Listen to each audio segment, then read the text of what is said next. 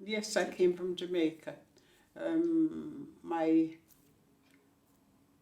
husband-to-be was here, and then he sent for me to come, and we got married in the same year, 19. I came 1964 May, and we got married 1964 September, the same year. So he'd come over already. Did he come over for work? I don't know. Yeah, I think so. Yeah, but he's gone, so leave him out of the picture. Yeah. Because he's dead. He deceased 15 years ago. He's deceased. So it must have been, a lot of people came over from Jamaica on their own, so it must have been quite nice to know someone already. He came, we were brought up in the same area in Jamaica. We come from the same area in Jamaica. And we go to the same school in Jamaica. And his uncle sent for him way back before me, before he was living in the country. I think it's about 1959 when he came. And then,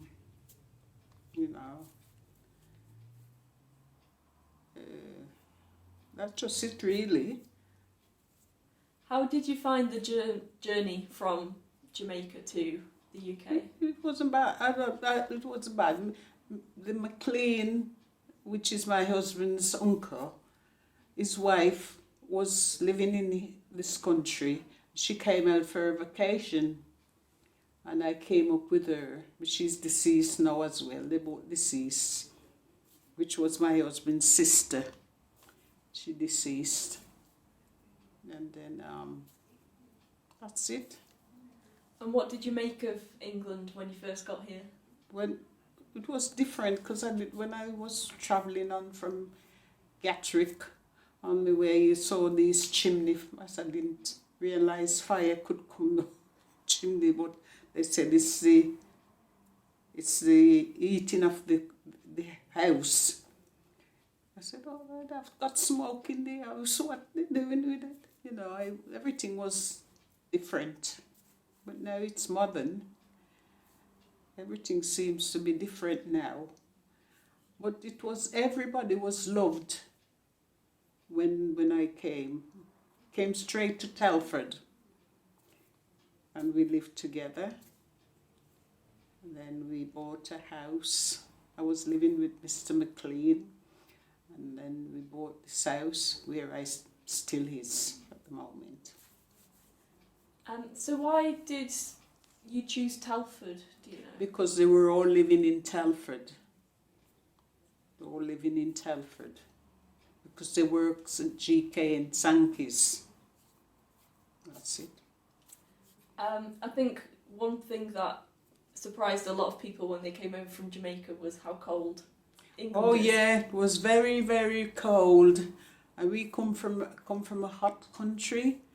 Oh, we got to, and I used to sit by the fire, watch the cold, sit by the fire, and get myself warmed up, But then again, I know I've got to face it, So it's about 4 or 5 months after we got married, I got the job, and I've always work in the sewing industry. I worked at Silhouette Shrewsbury. I worked at Silhouette Market Drayton. I worked at Badeware Madeley, and I'm a seamstress, very. And then I went to Denso manufacturer, and that's where I worked for about 16 years. And then my husband was poorly with cancer, so I took time out to care for him at home. And they sent asked me if I want an early, redundance, which I took, and I haven't been back since, because I was going up in the 62 then. Did many people from Jamaica like yourself, was that a common industry to work in?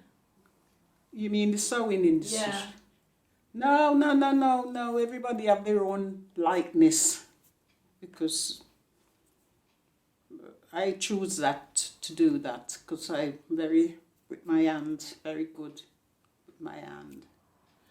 I've always done something about,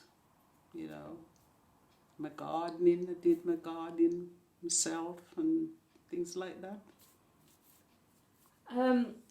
Unfortunately, a lot of people who came over from Jamaica in that kind of era experienced racism and discrimination. Did you have anything like that? No, never had anything.